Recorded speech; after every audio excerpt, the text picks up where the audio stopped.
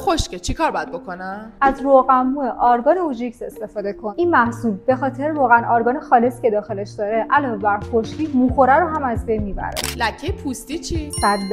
100% کرم ضد لک سیسلامی. این کرم ضد لک همه نوع لکی رو، حتی اونایی که مقاوم به درمان هست رو هم طی 12 هفته کامل از بین میبره. دوستم هم ریزش مو داره، برای اون چی بگیرم؟ یه پیشنهاد عالی دارم براش. استفاده از شامپوی ضد ریزش پریوری علاوه بر قطع ریزش مو، رویش مجدد و افزایش ضخامت تار مو میده. کسی که حساسیت پوستی داره چی؟ لوسیون کلینیک. این محصول فوق‌العاده علاوه بر آبرسانی خیلی بالایی که داره، داخلش هیچ گونه مواد مضر نداره، نه الکل، نه پارابن و نه مواد عطر. مامانم صورتش چین و چروک داره، برای اون چی بگیرم؟ کرم لیفت کننده کدلی یکی از بهترین کرماست. علاوه بر رفع چین و چروک پوستی، کامل صورت رو لیفت و سفت میکنه. خب قیمت اینا چنده و از کجا باید بگیرم؟